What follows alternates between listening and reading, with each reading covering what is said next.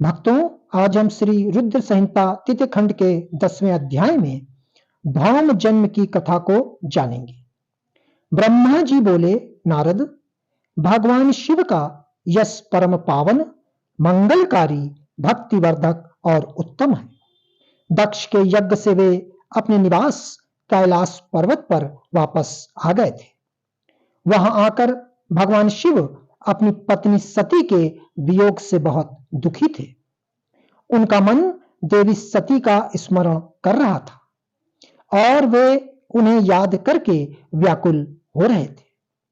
तब उन्होंने अपने सभी गणों को वहां पर बुलवाया और उनसे देवी सती के गुणों और उनकी सुशीलता का वर्णन करने लगे। फिर गृहस्थ धर्म को त्याग कर वे कुछ समय तक सभी लोकों में सती को खोजते हुए घूमते रहे। इसके बाद वापस कैलाश पर्वत पर आ गए, क्योंकि उन्हें कहीं भी सती के दर्शन नहीं हो सके थे। तब अपने मन को एकाग्र करके वे समाधि में बैठ गए। भगवान शिव इसी प्रकार बहुत लंबे समय तक समाधि लगाकर बैठे रहे। असंख्य वर्ष बीत गए।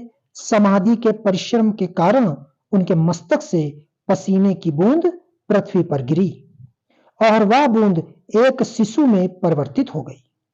उस बालक का रंग लाल था, उसकी 4 भुजाएं थीं, उसका रूप मनोहर था।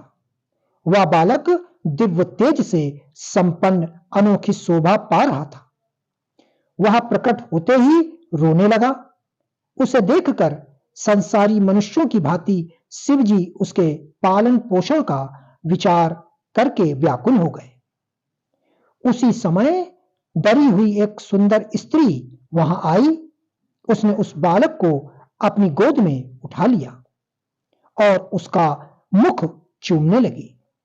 तब उन्होंने उसे दूध पिलाकर उस बालक के रोने को शांत किया। फिर वह उसे खिलाने लगी। वह स्त्री और कोई नहीं, स्वयं पृथ्वी माता थी। संसार की सृष्टि करने वाले, सब कुछ जानने वाले महादेव जी यह देखकर हंसने लगे। वह पृथ्वी को पहचान चुके थे। वे पृथ्वी से बोले, हे धारणी, तुम इस पुत्र का प्रेम पूर्वक पालन करो। यह शिशु मेरे पसीने की बूंद से प्रकट हुआ है।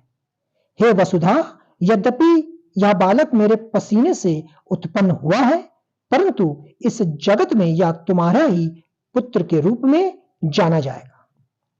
यह परम गुणवान और भूमि देने वाला होगा। यह मुझे भी सुख देने वाला होगा। हे देवी, तुम इसका धारण करो। नारद यह कहकर भगवान शिव चुप हो गए। उनका दुखी हृदय थोड़ा शांत हो गया था। उधर शिव जी की आज्ञा का पालन करते हुए पृथ्वी अपने पुत्र को साथ लेकर अपने निवास स्थान पर चली गई। बड़ा होकर यह बालक भौम नाम से प्रसिद्ध हुआ। युवा होने पर भौम काशी गया। वहां उसने बहुत लंबे समय तक भगवान शिव की सेवा आराधना की।